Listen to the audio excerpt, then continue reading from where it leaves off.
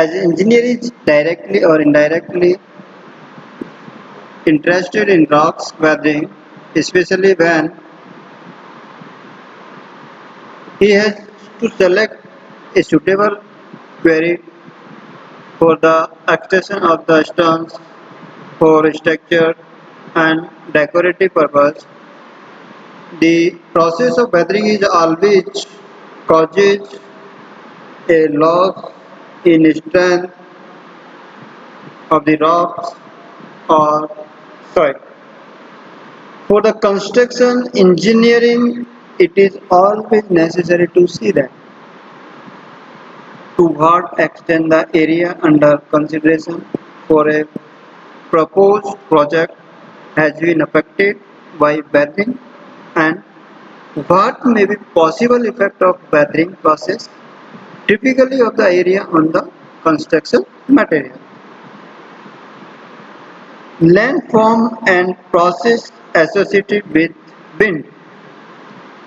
The earth is surrounded by an envelope of gases called the atmosphere. The movement of the atmosphere in direction parallel to the earth's surface is wind. The air in motion is called wind, whereas the vertical movement of the atmosphere are termed as air currents. Erosion by wind and developed feature.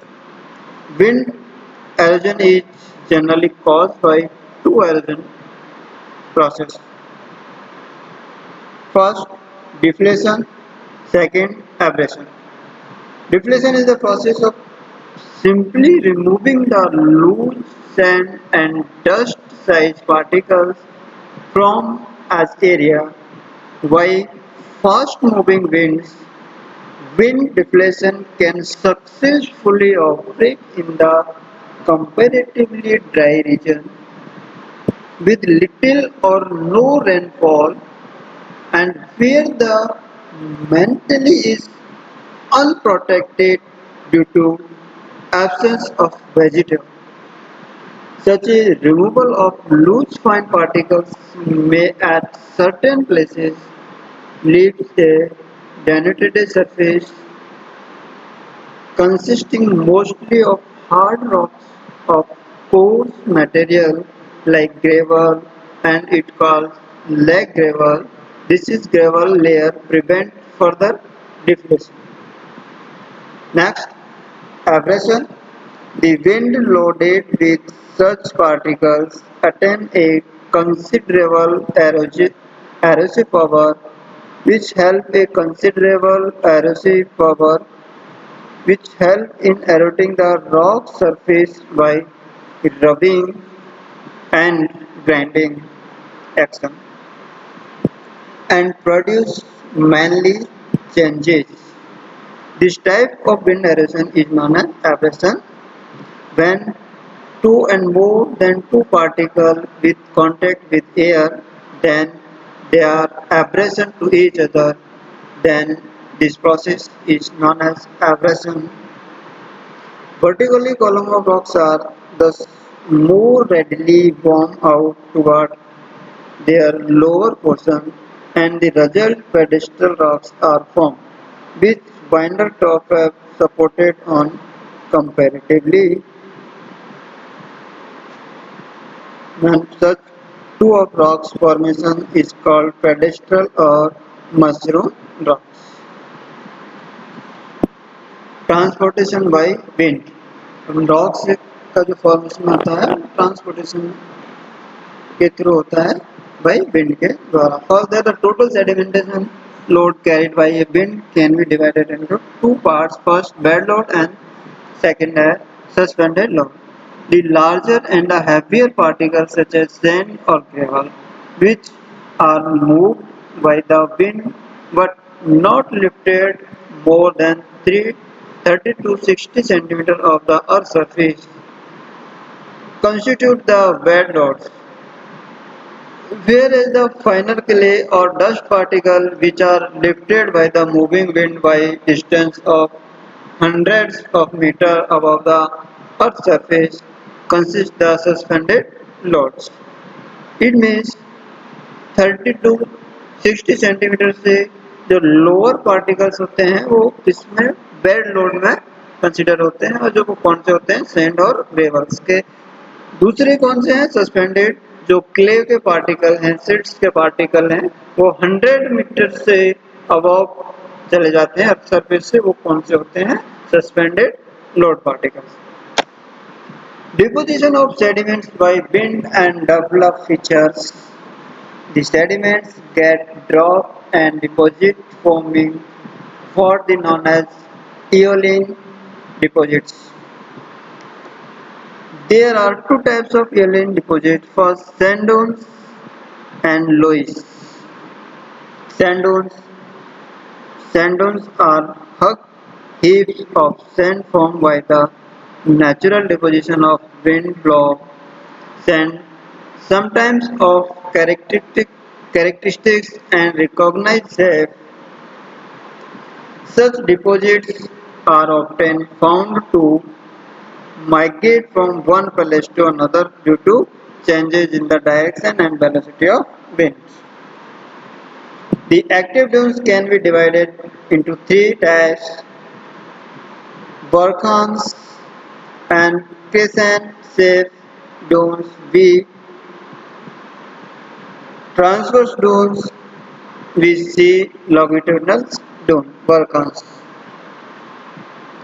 These dunes that looks like a new moon in plane are of the most common occurrence. They are triangular in section with the steep side facing away from the wind direction and inclined at the angle of about 30° to 33° to the horizontal. The gently sloped side lies on the windward side and makes an angle of about 10 to 15° with the horizontal. They may have variable size with generally maximum height of about 335 meters and horn to horn width of say 350 meters.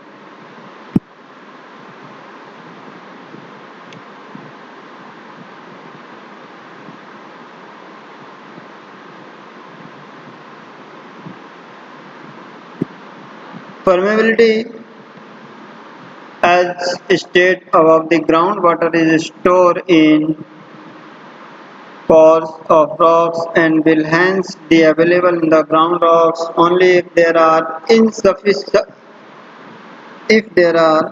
sufficient pores. The porosity of rocks, thus defining the maximum amount of water that can be stored in the rocks. In fact, the water can enter into a rocks only if the rocks permitted the flow of water through it. It depends on whether the rocks is permeable or not. The rocks of porous is thus quite an important factor, and it is also be sufficient large to make the rocks permeable. It means the capacity of rocks to pass of the water through the pores is non-permeability. This property is very important for the study of rocks because more permeable rocks are generally not used in the civil engineering project. Vertical distribution of groundwater. The surface occurrence of groundwater may be divided into two: zone of saturation or zone of aeration. In the zone of saturation, water exists with the interstate and is known as groundwater. This is the most important zone for a groundwater hydraulic engineering because he has to tap out this water. Water in this zone is under hydrostatic pressure. The space above the water and below the surface is known as zone of erosion. Water exists in this zone by molecular attraction. This zone is also divided into three classes depending upon the number of interstates present. The capillary fringe is the belt overlaying the zone of saturation, and it does contain some interstitial water and is thus a continuation to the zone of saturation, while the depth from the surface, which is penetrated by the rock of vegetation, is known as the soil joint. Explain the causes classification of earthquake. The physical forces the surface are rearranging rock material by shifting magmas about, alternating the structure of solid rocks. The adjustment beneath the surface, however, involve various crustal movement, some of which because of suddenness and intensity produce tremors in the rocks, and they are known as earthquake. The science dealing with the study of earthquake in all their aspects is called seismology. Focus and epicenter. The exact spot underneath the earth's surface at which the earthquake orientated is known as its focus. These waves first reach the point at surface which is immediately above the focus or origin of the earthquake. This point is called epicenter. The point which is diametrically opposite to the epicenter is called anticenter. Groundwater constitutes one portion of the earth water circulatory system known as hydrologic cycle. Water bearing formation of the earth crust act as conducts for transmission and as a reservoir for storage of water. Water enters this formation from the ground surface or from bodies of surface water. After which travels slowly for varying distance until it returns to the surface by action of natural plants or main groundwater emerging into surface stream channels. Aids in sustaining stream flow when surface runoff is low or non-existent. Similarly, water pumped from wells represents the sole water source in many regions during such of every year. All groundwater originate as surface water. Principal surface of natural recharge include precipitation, stream flow, lakes, reservoir. Other contribution known as artificial recharge occur from excess irrigation, seepage from canal, and water purposely applied to augment groundwater supplies. Discharge of water occurs when emerges from groundwater.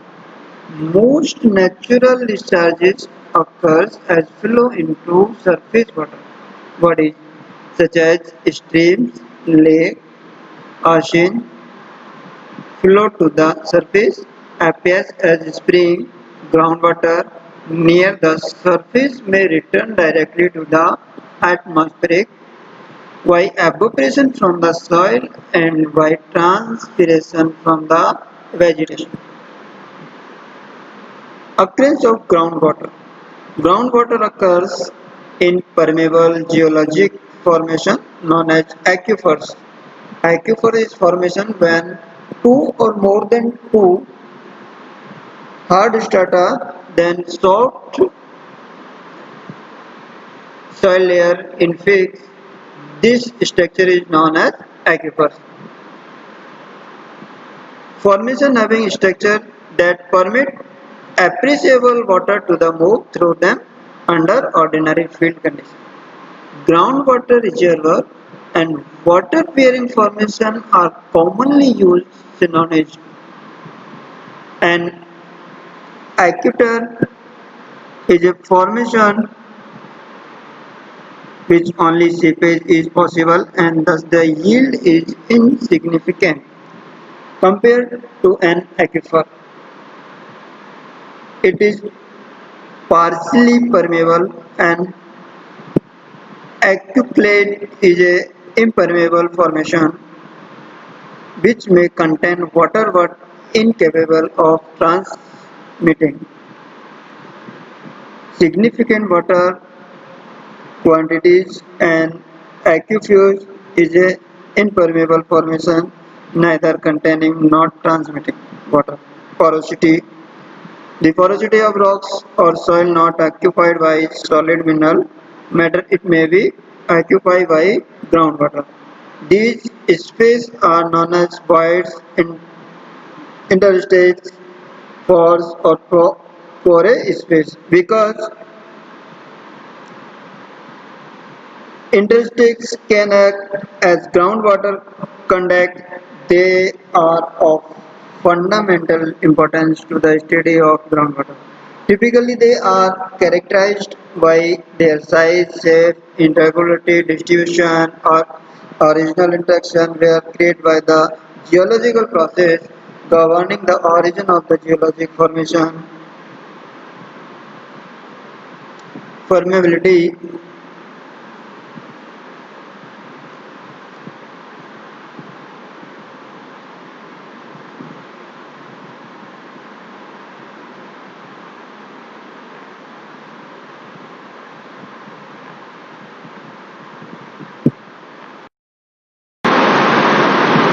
Causes of origin. Tectonic earthquakes are originate due to relative movement of crustal blocks on faulting. Commonly, earthquakes are to this type. These are the region of earthquake. Non-tectonic earthquake that's of their origin to causes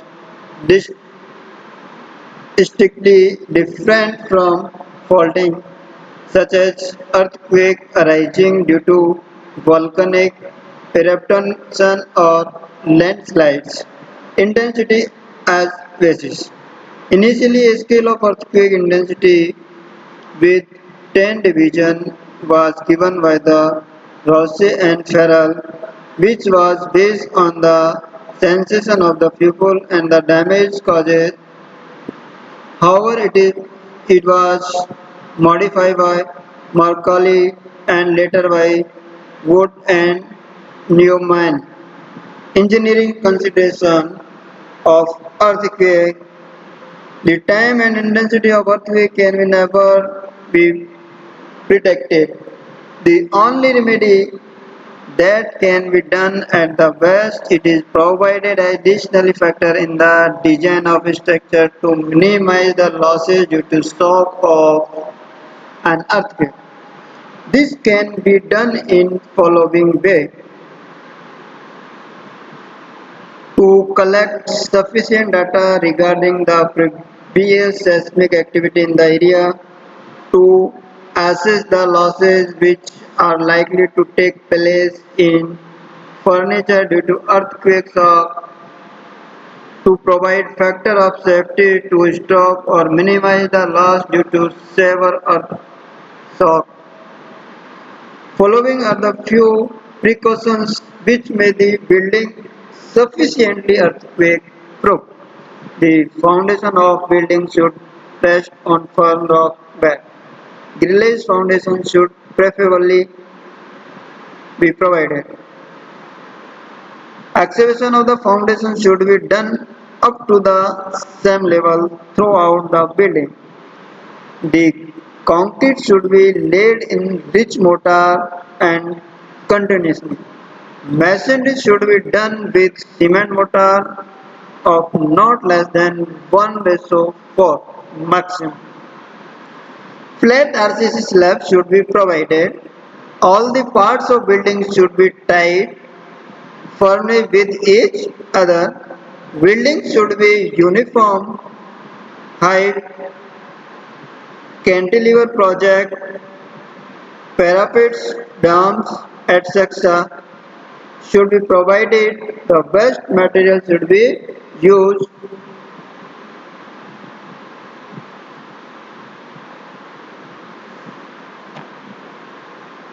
Thank you.